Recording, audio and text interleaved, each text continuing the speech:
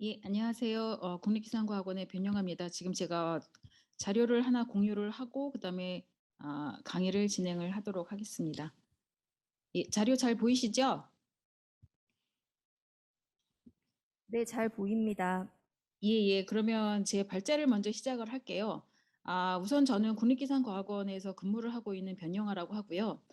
국립기상과학원은 뭐 쉽게 얘기를 하자면은 이제 기상과 기후에 관련된 과학적인 연구를 하는 곳이고, 제가 이제 팀장으로 있는 저희 팀은 특히 기후변화의 어떤 미래 전망과 관련된 그런 연구를 하는 곳입니다. 그래서 오늘 제가 발제 드릴 내용도 그 최근의 기후 위기에 대한 어떤 그 경각심, 이런 부분에 대해서 어떤 과학적 근거들을 좀 얘기를 해드리고, 그리고 미래를 이제 과연 우리 과학자들이 어떻게 보는가에 대한 내용을 주로 발제를 해드리도록 하겠습니다.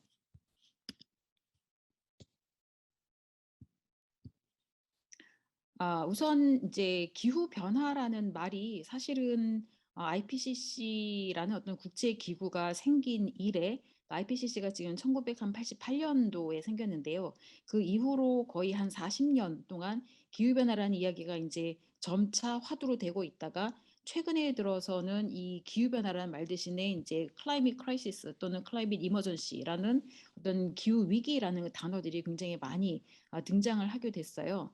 그래서 그 이 기후 위기가 등장하게 된 그런 어떤 배경 내지는 과연 기후 위기라는 것을 이제 온 전 세계 사람들이 과연 어떤 부분을 가지고 기후 위기를 이야기하는지에 대해서 조금 살펴보도록 하겠습니다.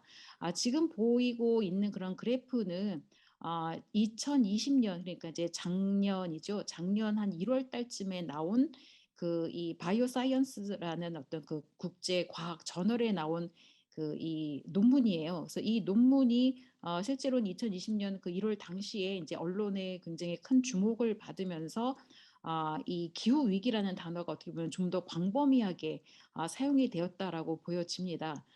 이 논문이 언론의 관심을 받게 된 이유 중에 하나는, 첫 번째로는 이 논문의 부록에 11,258명의 과학자들이 지금 현재 우리는 기후 위기에 직면해 있다라는 부분에 대해서 연대 서명을 했어요. 그래서 그 연대 서명한 이 자료가 이 논문의 부록에 붙으면서 조금 더 그 어떤 세간의 관심을 좀 끌게 되었고요.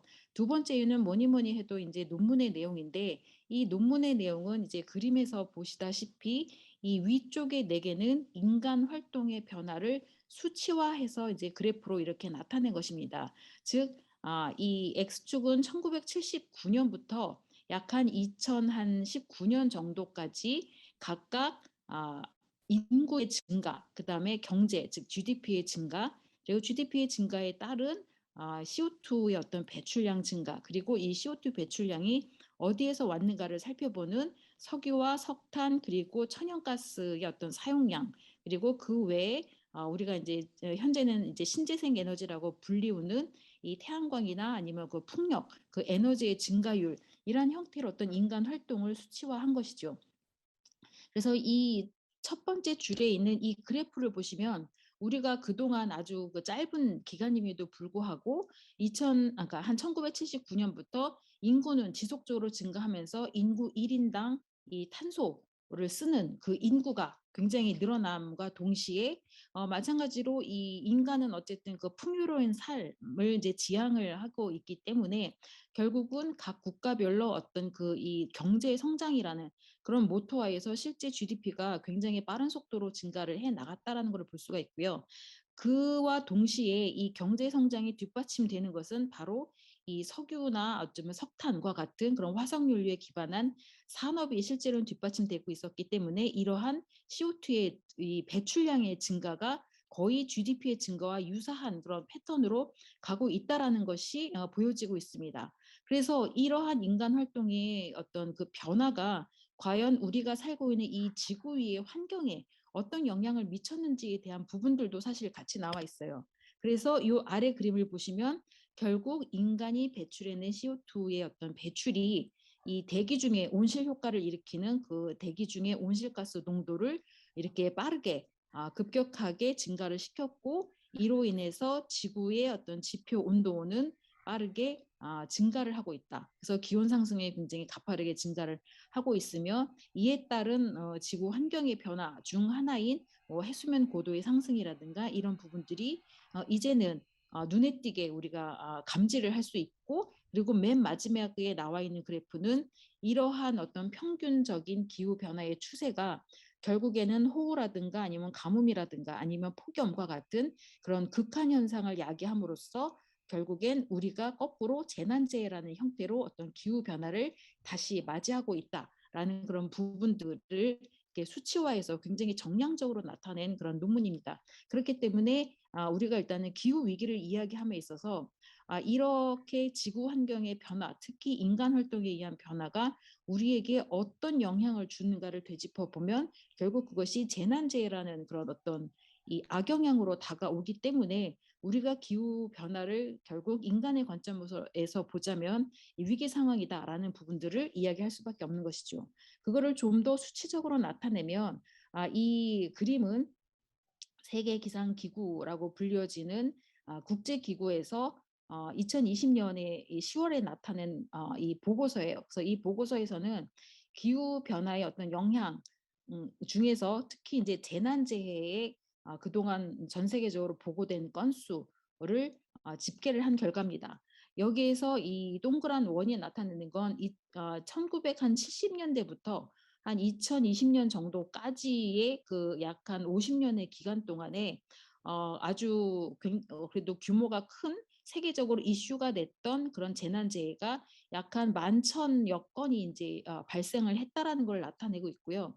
그중에서 이 재난재해가 어디에서 왔는가를 봤더니 가장 많은 퍼센테이지가 홍수로 인한 어떤 그 재난, 그리고 두 번째가 폭풍, 즉 태풍으로 인한 호우라든가 강풍의 영향이 많이 컸으며 그 외에 뭐 산사태라든가 아니면 뭐 산불 그리고 가뭄 그리고 어떤 폭염의 영향 등에서 우리 인류가 이렇게 많이 재난재해를 겪어왔다는 것들을 보여줍니다. 여기서 한 가지 주목하실 부분은 1970년대서부터 이 50년 동안 각 10년이 흐르는 기간 동안에 실제로 재난재해 건수가 굉장히 급증을 하는 걸 볼 수가 있는데요. 결국 우리가 1970년대 대비 지금 가장 최근에 한 10년을 보더라도 이 재난재해 건수는 70년대 약간 700건에서 지금 현재 약간 3,000건이 넘는, 즉 5배 이상 증가된 그런 재난재해 보고가 있고, 그리고 이로 인해서 발생하는 경제적 손실은 약 한 7배가 증가하였다라고 알려져 있습니다. 그렇기 때문에 우리가 이 기후 변화를 위기로 인식을 해야 되는 것은 결국은 우리가 이 발생시킨 이 이산화탄소라는 어떤 온실가스에 의해서 변화가 점차 이렇게 일어나고 축적이 되면서 결국 그것이 우리한테 피드백되는 것이 이런 재난재해라는 어떤 악영향으로 온다라는 점이기 때문이고요. 그리고 두 번째 이 요인은 실제로 그렇다면 기후 변화가 얼마만큼 빠른 속도로 우리한테 영향을 주는가도 굉장히 중요합니다. 과거 고기후 기록을 봤을 때도 사실 뭐 전지구 평균 기온이 2도, 4도, 10도 올라간 적은 분명히 있었어요.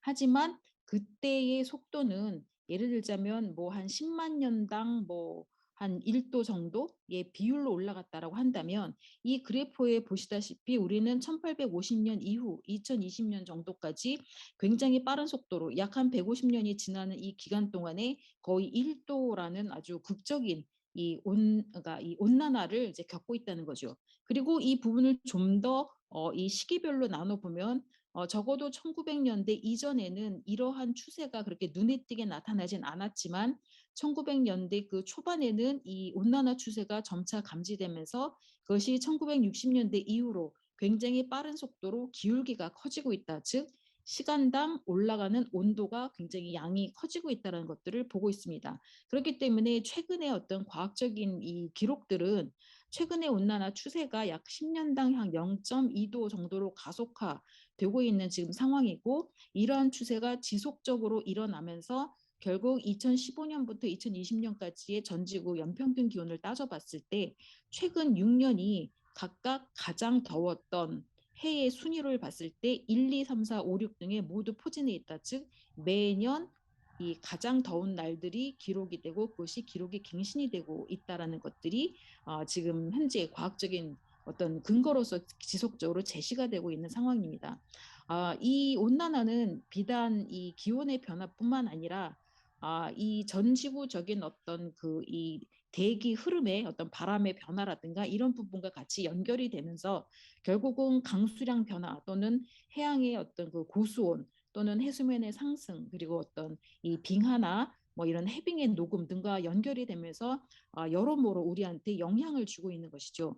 이러한 영향이 과연 어느 정도까지 지속이 될 것인가라는 관점에서 봤을 때도 이미 우리는 이 위기감을 일단은 이 느껴야 되는 그런 상황이 됩니다. 그 이유는 이 세 번째 그래프에 나와 있다시피 이렇게 가속화되고 있는 온난화가 지속적으로 이 유지가 되는 그런 상황에서 결과적으로는 우리 이 지구가 더 이상 환경이 견딜 수 없는 어떤 임계점을 넘어가는 순간이 생길 것이고 이 임계점을 넘는 순간 우리가 이때까지 알고 왔던 이런 기후 환경이 이제는 아니게 될 것이다라는 그런 우려가 있기 때문입니다.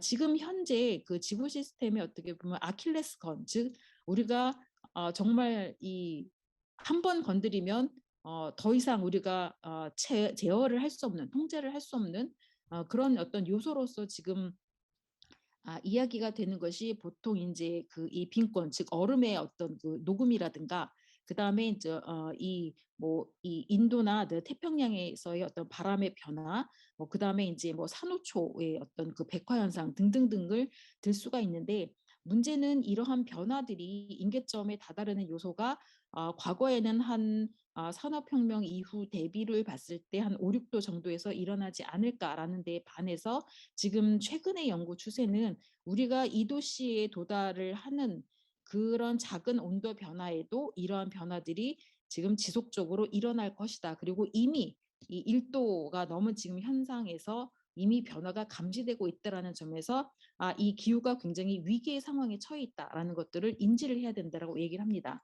자, 가장 최근에 이제 기후 현황으로 세계 기상 기구에서 2020년에 발간한 보고에 의하면 이미 우리가 배출한 그 이 CO2 때문에 이 CO2 농도는 이미 2019년에 410 ppm이 넘었어요. 이 410 ppm이라는 숫자는 산업화 이전 시기 288 ppm과 비교해 봤을 때 거의 한 50% 이상 증가한 그런 이 비율이고 더더군다나 이러한 이 이산화탄소의 대기 중 농도는 우리가 작년 올해 걸쳐서 코비드 19으로 인해 이 이동이 제한이 되고 이러면서 CO2의 어떤 감축을 좀 기대를 했었으나 결과적으로는 이 대기 중의 농도의 변화에는 크게 영향을 미치지 않았다라는 그런 연구 결과들이 많이 나와 있습니다. 결론적으로 우리가 이때껏 배출한 그 CO2로 인해서 온난화가 앞으로도 지속될 것이다라는 그런 이좀 불우한 그런 어떤 그 전망들을 내놓을 수가 있는 것이죠. 자, 우리나라의 온난화도 전지구적인 온난화의 어떤 추세와 크게 다르지 않습니다. 오른쪽에 있는 그래프는 지금 우리나라에서 약 한 109년 정도의 관측 기록을 가지고 있는 뭐 서울, 목포, 인천, 대구, 부산, 포항 정도의 그런 한 6개의 그 지점의 어떤 그 이 기온 변화를 나타내고 있는 건데요.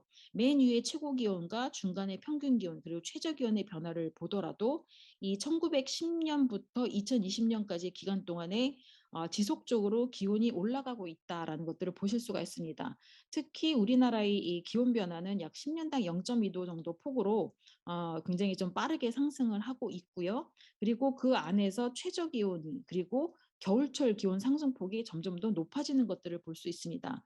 그리고 뿐만 아니라 이 그래프에서 보실 수 있듯이 이 연 변동이 굉장히 커요. 그래서 우리가 온난화가 된다 하더라도 어느 순간에 한파도 같이 겪고 폭염도 같이 겪는 그런 극한의 어떤 현상들이 우리한테 상시 상존을 한다라는 것들을 볼 수가 있고요. 마찬가지로 강수량의 변화를 살펴보면 1월부터 이제 12월까지의 어떤 그 강수량의 그 기존의 변화, 이 파란색에서 지금 최근 30년, 2020년까지 한 최근 30년을 봤을 때 가장 두드러지는 특징은 우리나라는 여름철 강수가 이렇게 모여 있습니다. 6월 말부터 시작된 장마가 일단 지나고 나면 그 이후에 9월, 10월까지 태풍으로 인한 태풍으로 인한 어떤 그 호우, 라는 부분들이 전체 강수량의 거의 반 이상을 차지하고 있는데요. 과거와 달라진 점은 중간에 이 8월 달과 9월 초 부근에 어느 정도 그 휴지기가 있어서 우리가 좀 더 이렇게 좀 비가 없는 그런 날들을 많이 겪었던 반면에 최근으로 오면 올수록 이 휴지기가 점차 없어지면서 이 최고 강수량이 피크가 점차 높아지고 있다. 그래서 결국엔 전체적으로 종합을 해보면 우리나라는 강한 강수 쪽으로 점차 더 많이 증가하고 약한 감수는 좀 감소해서 결국은 비가 내리지 않는 날이 좀 많아지는, 결국 그 말은 가뭄과 호우의 양극단의 성질들을 이제는 다 같이 가져갈 수밖에 없는 그런 상황으로 된다는 것이죠. 그렇기 때문에 지난 10년간의 이상기후의 어떤 그 도표를 지금 보시더라도 상시적으로 폭염이 이렇게 연별로 같이 있음과 동시에 한파도 동시적으로 일어나고 있는 상황이고, 마찬가지로 호우나 태풍, 대설에 의한 어떤 이 강수량이 많은 해와 그다음에 가뭄과 같이 강수량이 적은 해가 번갈아가면서 우리를 괴롭히고 있는 그런 상황으로 어, 되어 가고 있다라는 것들을 보여줍니다. 자, 기후의 현재의 상태, 이거는 이제 IPCC 6차 평가 보고서의 제일 심오그룹 보고서가 올해 8월에 이제 처음으로 승인이 됐어요. 그래서 그 승인된 보고서 안에서조차도 지금 현재의 온난화가 인간 영향에 의한 것이다라는 부분들을 강조를 하고 있고, 그리고 최근의 변화는 수세기 또는 수천 년에 걸쳐서 굉장히 전례 없이 굉장히 높은 수치로 일어나고 있다라는 것들을 이야기를 합니다.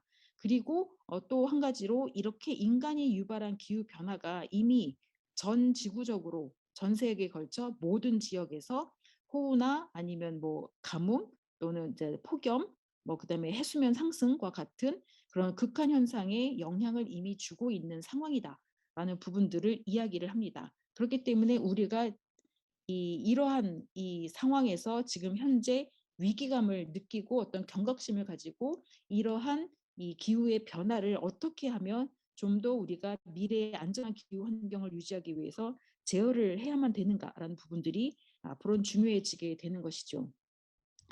IPCC 보고서에서는 미래에도 이러한 온난화가 지속이 될 것인가라는 부분들에 대한 이 가능한 시나리오들을 제시를 하고 있습니다.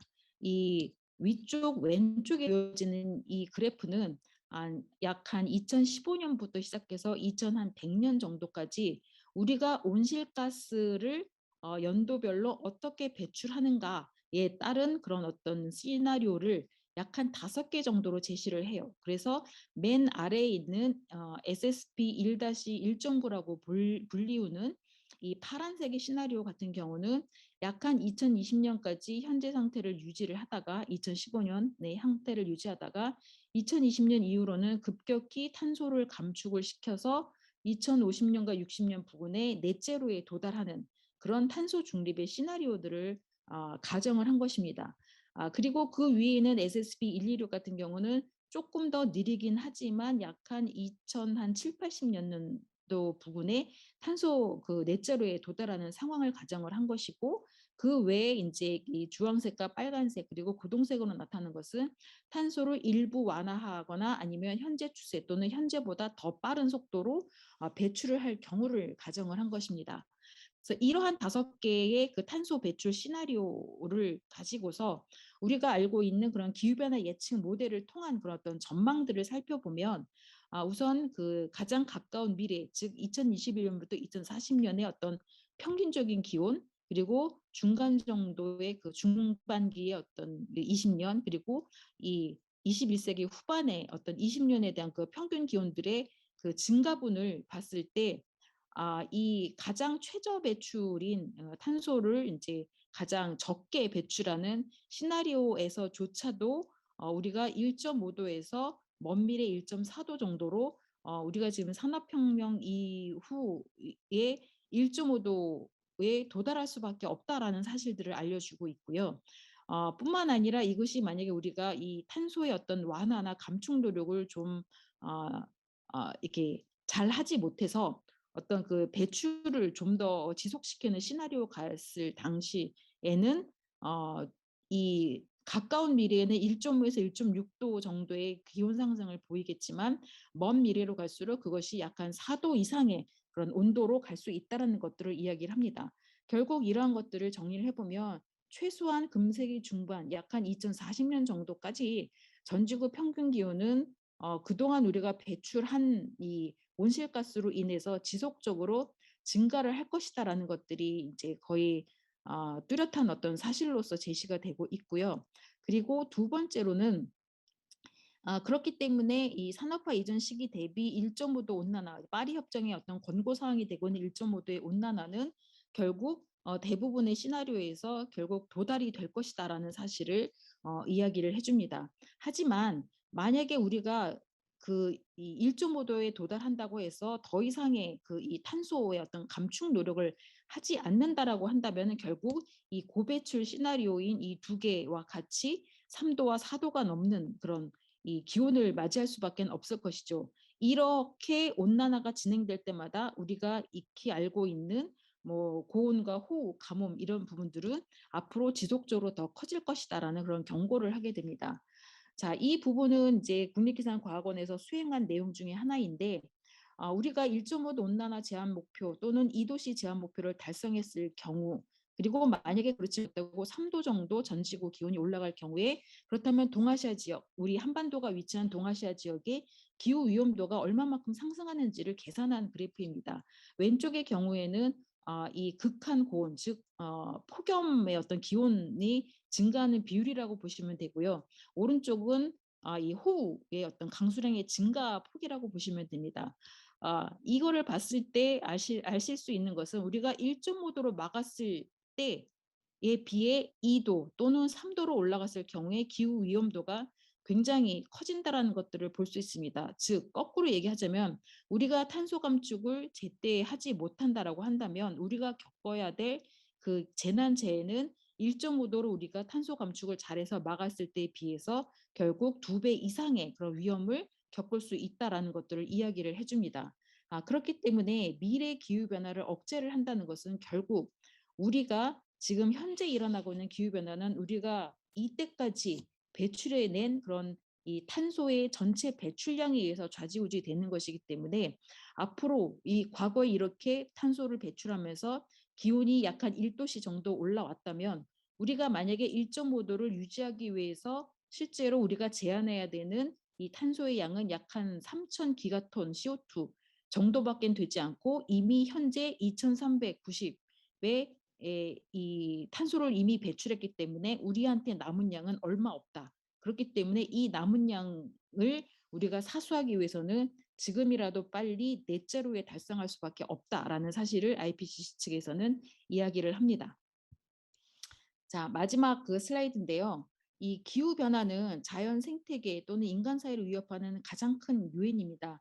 왼쪽에 나와 있는 그 그래프는 이 딜로이트 글로벌 어널리시스에서 분석한 이 내용으로 향후 미래의 비즈니스에 가장 큰 위협이 되는 요소가 무엇이냐라는 질문을 던졌을 때 나온 그 1위 거의 50%에 가까운 대답이 바로 기후 변화다. 그리고 환경의 어떤 지속성, 지속 가능한 어떤 이 부분 이야기를 합니다. 그렇기 때문에 결국엔 지금 전 세계 인구가 결국은 이 기후 위기에 대한 민감도가 점점점 더 커지는 상황에서 이미 기후 위기를 많이 인식을 하고 있다라는 부분들에 대한 어떤 반증이라고 생각이 되고요. 그렇기 때문에 앞서 IPCC에서 얘기했던 것처럼 이제는 탄소를 감축하는 것만이 이 1.5도 또는 2도씨를 유지하면서 안전한 사회에서 살 수 있는 그런 아주 그 필수 조건이 된다라는 부분과 함께 결국 이 기후 위기는 제가 이때까지 말씀드린 것처럼 과학적인 수치나 근거들에 의해서 지금 현재 기후가 어느 상황인가에 대해서 이야기는 할 수 있지만 과학으로만 이 솔루션을 찾을 수 없는 즉 이 공동체 구성원들의 어떤 그 이 노력과 협력 그리고 어떤 그 기술적인 부분뿐만 아니라 어떤 사회 경제적인 아니면 그 이 더 나아가서 어떤 인문 사회적인 그런 노력들도 필요한 그런 상황이다라는 부분들을 말씀드리면서 제 이 발표는 여기까지 마치도록 하겠습니다. 예, 감사합니다. 네, 안녕하세요. 방금 소개받은 박지선입니다. 네, 공연예술 분야에서 프로듀서로 활동을 하고 있고요. 네, 오늘은 제가 예술과 기후변화라고 하는 제목을 가지고 이야기를 좀 하려고 하는데요. 사실 저는 방금 강의를 해주신 변영환 선생님처럼 기후 전문가도 아니고 정말 오랜 시간 동안 환경이나 기후변화를 가지고 작업을 해왔었던 것도 아닙니다. 그래서 사실 좀 부끄럽긴 하는데 최근 몇 년 동안 예술가들과 함께 기후변화에 관련해서 리서치하고 대화하고 작업을 좀 만들어가고 있어서 그에 관한 이야기를 좀 하려고 합니다. 2020년부터 예술텃밭 예술가 기후변화 레지던시를 지금 공동 기획을 하고 있는데요. 기후변화 레지던시는 기후변화로 인한 지구와 우리 삶의 위기에 대해 지속적인 탐구와 실천을 하는 예술 프로젝트입니다. 연극, 무용, 거리예술, 다원, 시각, 영상, 드로잉, 영화, 그림책 분야의 작가와 그리고 액티비스트 리서처, 기획자들이 함께 모여서 기후위기와 지구의 삶의 변화를 고민하고 리서치하고 생각을 나누며 각자의 예술적 언어로 예술적인 어떤 상상력과 실천을 만들어 나가고 있습니다. 지금 사진을 보시면 2020년과 2021년의 참여 작가들의 작업을 보실 수 있습니다. 작업의 주제는 기후재난, 연결과 착취, 야생 멧돼지, 공장식 축산과 먹거리, 절멸하는 숲, 그다음에 인간과 비인간, 그리고 버딩, 새해 되기, 기후 우울증, 이동과 기후, 그다음에 기후 난민 등 굉장히 다양한 작업들을 좀 하고 있습니다. 대부분의 레지던시의 참여 작가들은 이 기간 동안에 탐구하고 발표한 주제와 작품을 이곳을 시작으로 발전시키고 더 많은 시민들과 만나기 위한 작업을 이어가고 있습니다. 이런 레지던시를 통해서 우리는 기후변화를 어떻게 바라봐야 할지 많은 고민을 좀 했는데요. 보통 공통 워크숍을 하게 되면 저희가 기후과학자의 강연을 듣는 걸로 시작을 하게 됩니다. 방금도 변영환 선생님께서 강연해 주셨는데 아마 오늘은 좀 짧게 강연을 해주셔서 그 공포가 좀 덜했다라는 생각이 좀 드는데요. 이런 강연이 끝나고 나면 대부분 우리가 과연 무엇을 할 수 있을까에 대한 질문과 함께 좌절, 우울함, 그리고 막연함을 좀 가지게 됩니다. 그래서 점점 기후변화보다는 기후위기라는 단어를 더 많이 사용하게 되는 것 같습니다. 근데 기후위기는 자연 기후 현상만을 이야기하는 것은 아니라고 생각을 합니다. 기후위기는 우리 삶의 모든 것과 얽혀져 있고 자본주의 시스템과 연계되어 있습니다. 기후위기에 의한 피해는 불평등하게 주어진다는 것을 아마 모두 다 알고 계실 것입니다.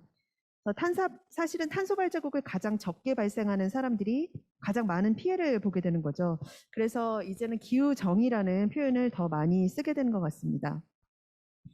기후변화를 저희가 레지던시에서 리서치를 하면서 좀 다양한 관점으로 바라보려고 하고 있습니다. 그래서 기후학적 관점, 생태학적 관점, 인권적 관점, 경제적 관점 등 이렇게 다양한 관점으로 바라보고 탐구하면서 관점의 전환을 만들어 나가는 것이 중요하다고 생각을 하고 있습니다. 예술은 과연 무엇을 할 수 있을까? 그러니까 사실은 방금 변요한 선생님께서 과학자가 어떤 데이터를 공유할 수 있지만 또 어떤 문제를 해결할 수는 없다라고 말씀해 주셨는데요. 저희도 또 과학자가 저희도 그렇게 말할 수 있죠. 저희도 과학자가 아니기 때문에 기후 문제를 또 저희도 직접적으로 해결할 수는 없습니다. 하지만 인간 중심주의와 인간 예외주의를 드러내고 저항하고 또 난민이나 장애인, 여성 등 사회적 약자와 소수자를 옹호하는 것이 바로 동시대 예술의 역할이고 이것이 바로 기후위기 그리고 기후정의와 맞닿아 있다라고 생각을 합니다. 그리고 또한 이것이 바로 미래 세대, 미래 예술가들에 대한 우리의 책임이라고 생각을 하고요. 이런 이야기들이 저희가 레지던시 기간 동안에 예술가들과 많이 나눴던 이야기입니다. 지금 보시는 것은 제가 자료를 좀 찾던 중에 사실 굉장히 오래된 텍스트입니다. 2009년이면 한참 전인데요. 그 미국의 굉장히 유명한 환경운동가인 빌 맥케이븐이 썼던 글의 일부입니다. 제가 이 글을 참 좋아하는데요. 얼마 전에 발견하고 정말 예술에 대해서 왜 예술이 기후위기에 대한 이야기를 해야 할까라고 하는 것에 있어서 어떻게 보면 되게 적합한 이야기를 해주고 있다라고 생각을 했습니다. 이분의 이야기를 보면 예술가는 어떤 의미에서 본다면 문화적 혈류의 항체이다. 그들은 문제를 일찍 감지하고 그것을 고립시키고 폭로해 물리치기 위해 모이고 부주의와 탐욕과 어리석음의 최악의 결과에 맞서 사랑과 아름다움과 의미에 대한 인간의 힘을 가지고 온다. 따라서 훌륭한 작품으로 그리고 엄청난 양으로 어떤 이슈를 둘러싸고 모여들기 시작하며 마침내 문명이 그것을 위협으로 식별했다는 것을 의미한다. 예술가들과 과학자들은 이 기능을 가장 안정적으로 수행하는데 정치인들은 뒤떨어진 지표이다. 이렇게 얘기를 하고 있습니다. 저는 빌 맥키분이 예술이 무엇을 할 수 있는지를 이 글을 통해서 정확히 짚어내고 있다라고 생각을 합니다. 예술가들은 위협의 지표를 드러내고 문화적 혈류의 항체를 만들어 나갈 수 있는 역할을 할 수 있다고 생각을 합니다.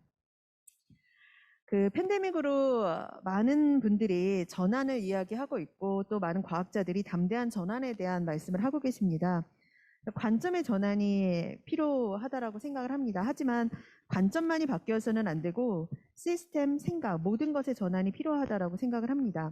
우리가 예술 분야에서 본다라고 한다면 작품의 주제뿐만 아니라 건물의 운영, 제작 방식, 기술, 그리고 스태프의 참여 방식, 소통, 홍보, 마케팅, 투어와 이동, 관객, 케이터링, 환경정책, 협력 등 모든 것의 변화가 필요합니다.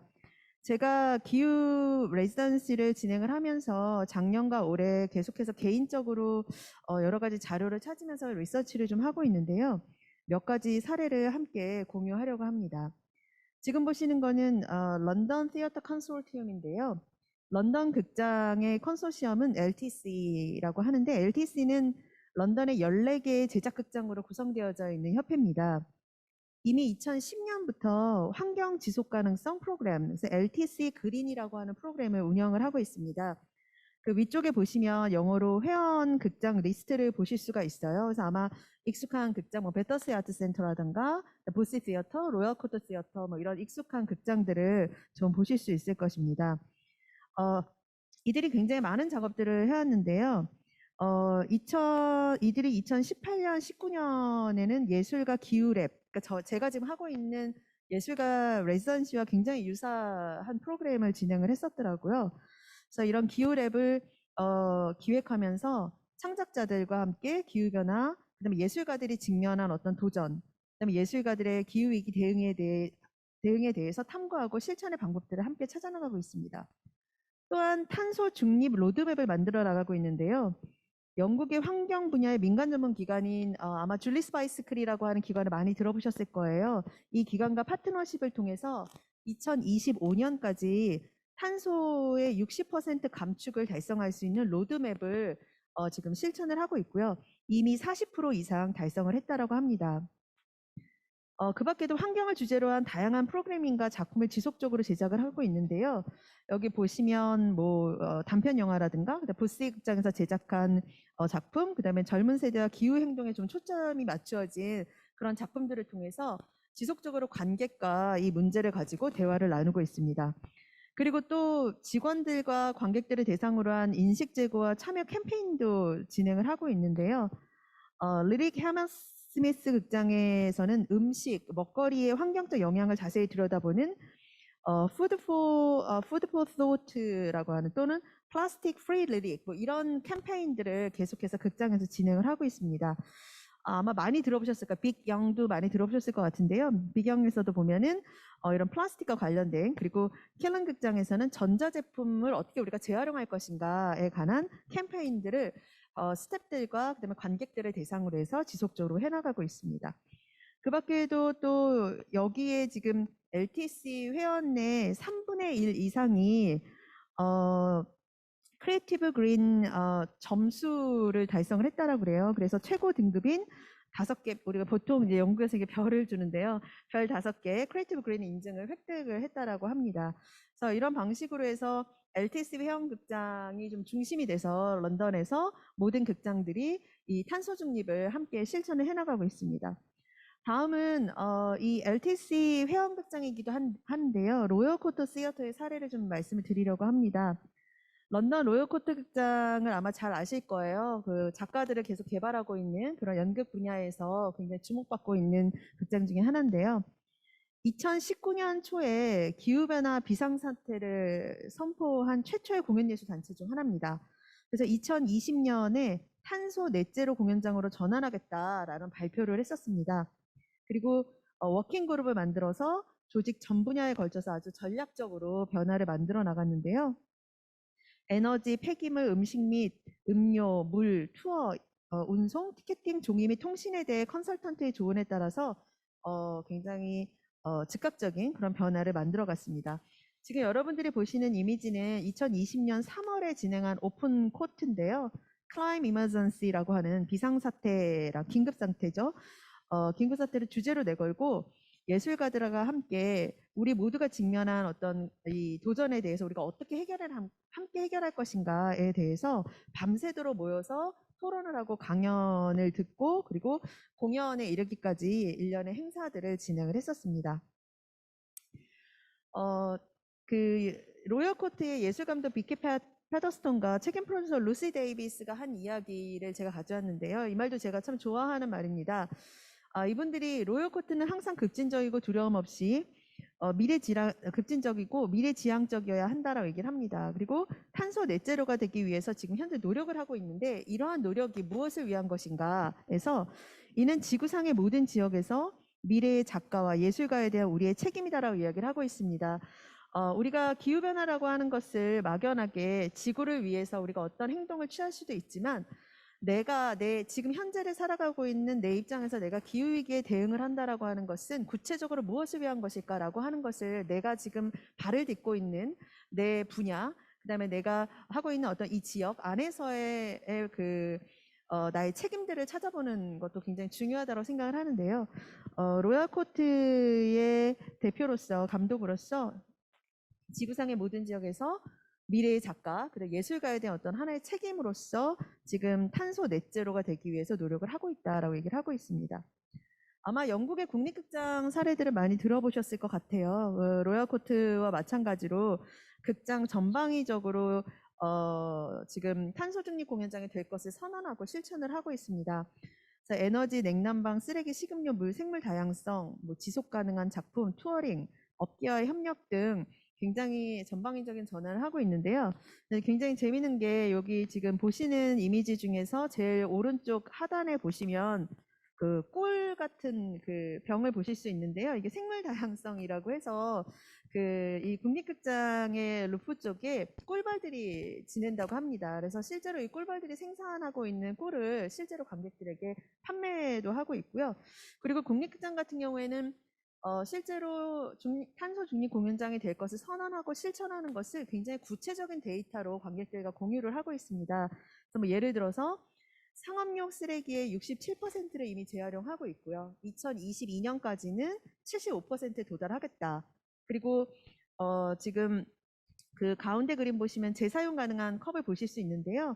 이런 극장 바에서 재사용 가능한 새로운 컵이 첫 3개월 동안 20만 개가 넘는 일회용 플라스틱 컵을 이제 절약하는 그런 효과를 냈다라고 얘기도 하고요. 그다음에 커피 찌꺼기를 모두 수거를 해서 친환경 연탄재를 만든다라고 합니다. 그 밖에도 이 극장 안에 이제 식음료 같은 경우도 보면은 외식협회와 다 협력을 해서 굉장히 윤리와 탄소 발자국을 고려한 방식으로 음식들을 제공하고 있습니다.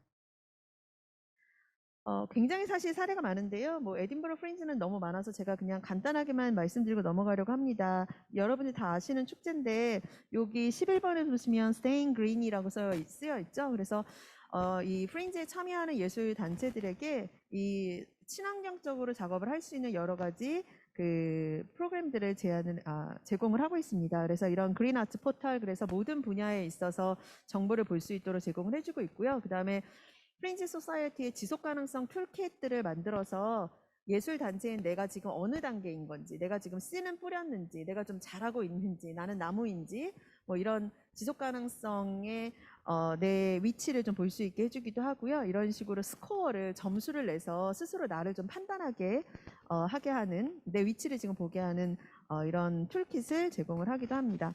아까 말씀드렸던 줄리스 바이시클인데요. 사실은 한국에는 이런 기관이 없기 때문에 우리에게도 좀 굉장히 좀 필요한 단체가 아닐까 싶은데, 문화예술 분야의 지속 가능성을 위한 컨설팅 민간 비영리 단체입니다. 기후와 생태 위기에 대응하기 위해서 예술과 문화를 사실 동원해서 동원을 하는 선구적인 비영리 단체인데요. 지금 영국만이 아니라 국제적으로 2,000개 이상의 조직과 파트너 관계를 맺고 있습니다. 이들이 제공하는 것 중에 바로 이제 창의적인 친환경 도구인데요. 이게 탄소 발자국을 계산할 수 있는 계산기예요. 그래서 요 밑에 보시면 링크가 있는데요. 여기 들어가 보시면 예술가 또는 예술단체, 예술 프로젝트의 탄소 발자국을 측정하고 그 영향을 직접 살펴볼 수가 있습니다. 네, 다음은 아마 이 그림 보시면 한국 관객분들은 잘 아실 것 같아요. 네, 남자 발레리노가 있는데 매튜본 컴퍼니입니다. 매튜본 컴퍼니는 뉴 어드벤처라고 컴퍼니인데요. 이 컴퍼니가 그린 어드벤처라고 하는 별도 회사는 아니죠. 그 회사 안에 회사를 다 만들었습니다. 그래서 실제로 친환경적으로 어떻게 예술 작품을 투어할 수 있을 것인가라고 하는 것에 대한 방법들을 고민을 하고요. 우리가 공연을 할 때 테크니컬 라이더를 만들듯이 그린 라이더를 작성을 하고 단체 내 환경 담당자가 정해져서 투어 초청받은 공연장과 사전에 친환경적인 그런 논의들을 해서 진행을 합니다. 이들의 작업을 보면 가장 중요한 것 중에 하나가 본인들이 하고 있는 이런 친환경적인 활동을 SNS나 웹사이트를 통해서 계속 관객에게 공유를 합니다. 그러므로 해서 관객들이 이 단체를 지지하는 관객들이 이러한 어떤 활동에 같이 동참하도록 굉장히 적극적으로 제안을 한다고 볼 수가 있는 거죠. 다음은 ETC인데요. 네, ETC는 유럽의 시어터 컨벤션, 유럽 공공극장 연합회입니다.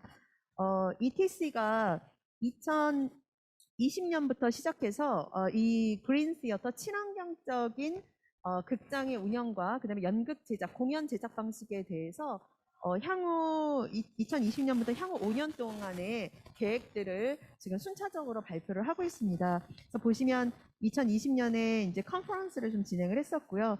그래서 그린 시어터 커미티를 만들어서 이 유럽에 있는 많은 공공극장 여기를 참여를 하고 있습니다.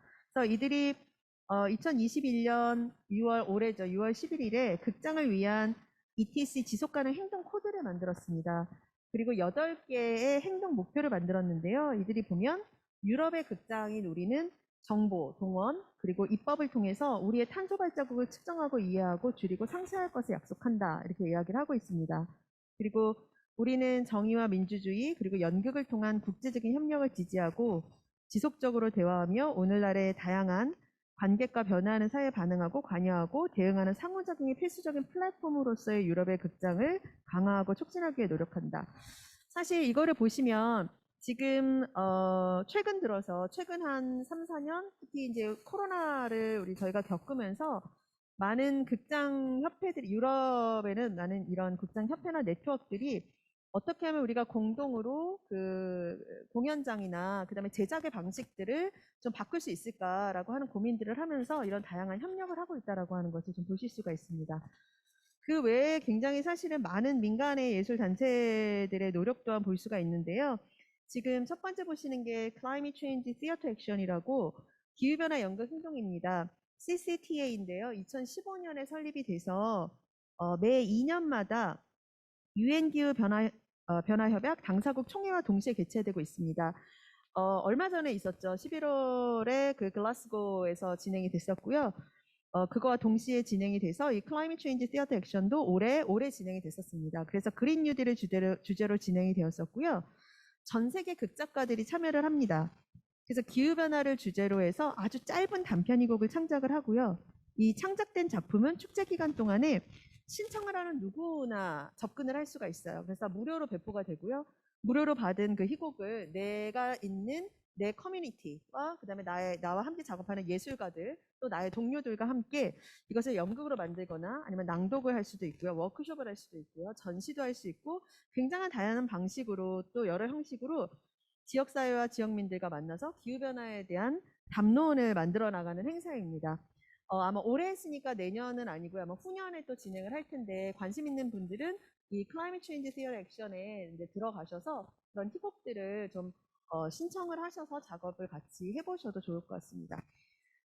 다음 단체 두 단체인데요. 블루밍 로더스는 한국과 캐나다의 예술가가 공동 예술 감독을 맡고 기후위기 대응을 위해서 아예 만들어진 단체입니다. 그래서 주로 관객을 이 기후위기의 당사자로 만드는 관객 참여형 연극들을 많이 하고 있고요. 오른쪽에 피그푸드 시어터 컴퍼니는 잘 보시면 카본 뉴트럴 시어터 컴퍼니라고 써 있어요. 그러니까 어떤 컴퍼니냐면 탄소 중립 시어터 컴퍼니예요. 그러니까 이 단체는 지구에 해를 끼치지 않는 방식으로 기후에 관한 공연을 만들고 있습니다. 그래서 작품 안에서 전기를 스스로 생산하고요. 재활용품을 이용해 무대 세트를 만들고 작품을 계획할 때부터 작품을 구성하는 모든 재료의 공연 후의 쓰임까지 고려하면서 모든 과정에서의 탄소 발자국을 계산하고 기록을 해나갑니다. 이 팀 같은 경우에는 제가 대화를 나눠봤는데 왜 이런 기후 위기에 대한 작업을 하느냐라고 그랬을 때 영국의 젊은 친구들의 그 설문조사 내용을 봤을 때 그 10대들이 느끼는 10대와 20대 초들이 느끼는 어떤 기후 우울감, 미래에 대한 굉장히 불확실성함 이런 것들의 희망 없음을 보고 함께 가능한 미래를 만들어 가기 위해서 작업을 하고 있다라고 이야기를 하고 있습니다. 이거는 관심 있으신 분들은 한번 들어가 보시면 좋을 것 같은데요. 그 홀란드 티어터 커먼즈와 티어터 위더 보더라고 하는 웹사이트인데요. 여기서 지금 핵심적인 주제로 기후 위기를 다루고 있고 전 세계의 기후 위기, 특히 이제 약간 미국 중심이긴 하지만 기후 위기와 관련한 많은 공연 예술에 특히 연극에 있어서의 기후 위기의 자료들을 찾아서 보실 수가 있습니다. 네. 이게 좀 거의 이제 마지막인데요. 이 책은 이게 지금 책을 제가 이제 보여드리는 건데 이거 마지막에 보시는 것은 영국에서 극장과 그다음에 연극, 뭐 기후 전문가들이 함께 만든 예술 생태계 지속 가능성을 위한 자료들입니다. 그래서 현재 1권과 2권이 나왔고요. 세 번째 책은 준비 중인 것으로 알고 있습니다. 그래서 한국에 지금 저와 그리고 또 옆에 계신 아까 사회를 보셨던 그 정강희 선생님 그리고 또 연출하시는 분들과 그리고 또 다른 기획자분들 그래서 저희가 지금 6명 정도가 이 책을 지금 1권을 번역을 다 완료를 했습니다. 번역을 해서 이 더 시어터 그린북을 좀 정리를 한 다음에 현장에 좀 공유를 하려고 생각을 하고 있고요. 근데 이 그린북 시어터의 첫 부분에 이런 말이 있습니다. 문화 분야는 대안적 미래를 상상하고 실험하고 현재의 상황에 질문을 던지고 세상을 다르게 보고 관객, 참여자와 함께 미래를 탐구할 수 있는 유일무이한 능력이 있다. 문화 분야가 현재와 미래 사회가 더 지속적인 삶의 방향으로 나아갈 수 있도록 역할을 해내지 않으면 본질적인 변화는 일어나지 않을 것이다. 라고 얘기하고 있는데요. 그러니까 특히 문화 분야, 예술 분야, 연극 분야에 있어서 우리가 어떻게 대안적 미래를 상상하고 실험하고 관객들과 대화를 하는 것이 얼마나 중요한지에 대한 이야기를 하고 있습니다. 그러니까 저희가 번역을 하면서 가장 중요하다고 생각되었던 것은 인식과 태도의 전환, 그리고 행동입니다. 사실 인식과 태도가 전환이 되고 행동하면 다 되는 거죠. 굉장히 간단한 것 같지만 사실은 굉장히 어려운 부분이지만 이 부분부터 차근차근 문제를 해결해 나가는 것이 굉장히 중요하다라고 생각을 합니다.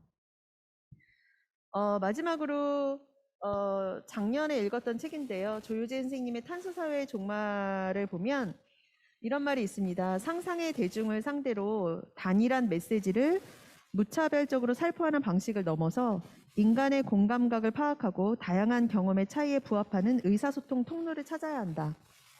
기후변화에 관한 감정의 핵심은 상실이다.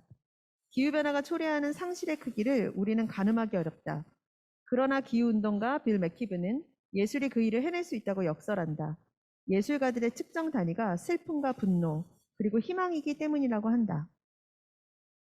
과학이 기후위기를 독립적으로 해결할 수 없는 것처럼 연극 또한 예술 또한 기후위기를 직접적이고 독립적으로 해결할 수는 없습니다. 그렇기 때문에 굉장히 다양한 분야와 우리 모두가 협력을 하는 건 굉장히 중요한데요.